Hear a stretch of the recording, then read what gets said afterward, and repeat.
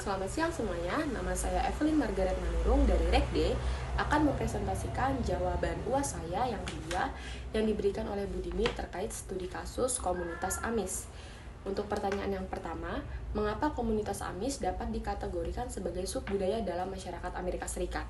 Seperti yang kita ketahui, menurut teori perilaku konsumen, subbudaya itu diartikan sebagai komunitas sosial yang berbeda dalam suatu masyarakat dan menganut nilai kepercayaan atau kebiasaan yang membedakan mereka dari masyarakat lainnya. Kenapa komunitas AMIS dikategorikan sebagai subbudaya?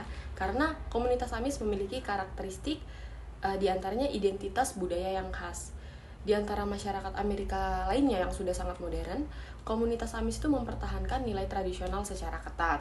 Kemudian ada dari sisi geografis dan isolasi diri. Komunitas AMIS tuh hidupnya mengelompok bersama dengan keluarga, yaitu sesama masyarakat AMIS, dan hidup dalam kesederhanaan tanpa campur tangan teknologi. Kemudian yang ketiga itu keberadaan dalam budaya makro. Meskipun mereka memiliki cara hidup yang sangat beda, mereka hidup dalam kedaulatan geografi, hukum makro, dan ekonomi Amerika. Kemudian untuk pertanyaan yang kedua, analisis bagaimana nilai-nilai budaya yang dianut komunitas AMIS mempengaruhi perilaku konsumen, yaitu pembelian produk.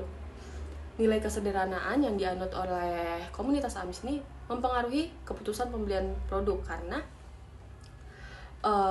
bukan hanya dari segi fungsi fisik, melainkan karena simbolis yang mempresentasikan identitas masyarakat AMIS yang mengutamakan kehidupan kesederhanaan, berbanding terbalik dengan produk yang ditawarkan, yaitu smartphone yang terkenal dengan kemewahan. Kemudian ada nilai kebersamaan keluarga.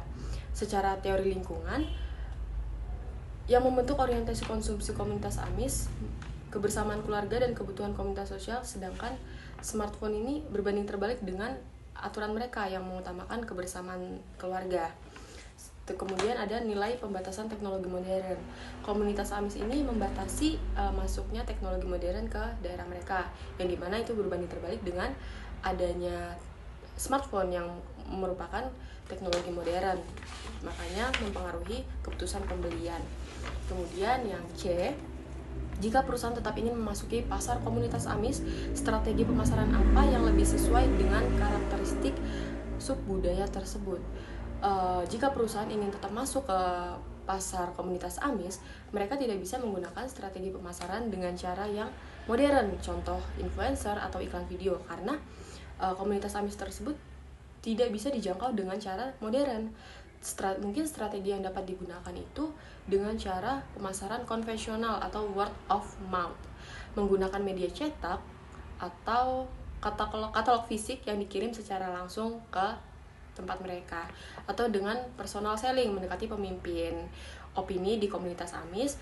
Dan jika pemimpin tersebut melihat kegunaan produk yang ditawarkan, mungkin mereka akan tertarik untuk membeli. Kemudian ada strategi toko fisik lokal, yaitu produk harus tersedia di toko-toko kelontong lokal fisik yang mungkin sering mereka datangi. Kemudian ada strategi produk, yaitu modifikasi produk. Jadi perusahaan tidak bisa menawarkan produk yang standar pada umumnya, tapi dengan cara memodifikasi dengan menghilangkan fitur-fitur modern yang ada dalam produk smartphone tersebut. Contohnya menonaktifkan sosial media, karena itu berbanding terbalik dengan aturan yang mereka punya.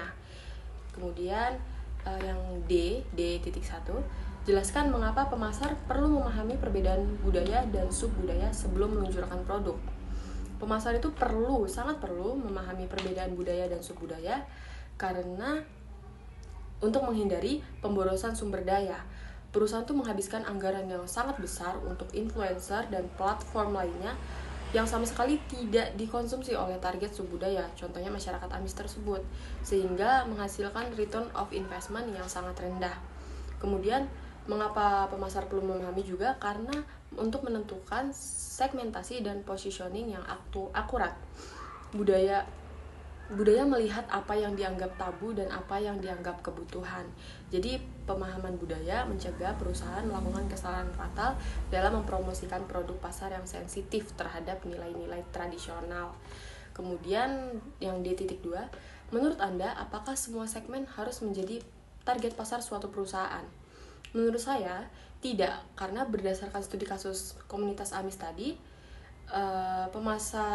prinsip dasar pemasaran modern STP, perusahaan harus mengevaluasi daya tarik segmen pasar berdasarkan beberapa kriteria. Dalam studi kasus tadi dijelaskan bahwa segmen ini tuh menunjukkan sifat anti konsumsi terhadap teknologi modern. Dengan kita memaksa masuk ke pasar yang secara ideologis sudah menolak produk smartphone, itu adalah tindakan yang tidak efisien dalam segi bisnis. Perusahaan tuh sebaiknya melakukan demarketing atau menarik diri dari segmen tersebut, atau mencari dan memilih segmen pasar lainnya yang memiliki keselarasan nilai dengan produk yang kita tawarkan, daripada memaksakan strategi pada subbudaya yang memiliki resistensi budaya yang sangat tinggi. Kemudian beberapa teori yang saya pahami atau yang saya gunakan dalam studi kasus ini, ada teori kebutuhan dari McLean, yaitu teori motivasi ini menyatakan bahwa perilaku manusia didorong oleh 3 kebutuhan utama, yaitu kebutuhan akan prestasi, kebutuhan akan kekuasaan, dan kebutuhan akan afiliasi. Iklan smartphone modern umumnya mengeksploitasi need for achievement dan need for power, pengaruh digital melalui influencer. Sebaliknya, orientasi psikologis komunitas AMIS itu berpusat secara ekstrim pada kebutuhan akan afiliasi.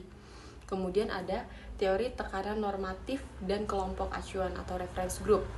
Kelompok acuan itu memiliki pengaruh normatif yang kuat dalam mendikte apa yang boleh dan tidak boleh dikonsumsi anggotanya. Komunitas AMIS adalah tipe primary dissociative reference group bagi industri teknologi modern. Artinya mereka adalah kelompok utama yang secara sadar menghindari identifikasi dengan tren masyarakat modern demi menjaga identitas kelompoknya. Kemudian kesimpulan akhir dari analisis ini, adanya kegagalan pemahaman konseptual, ketidaktepatan saluran pemasaran, dan rekomendasi strategis akhir.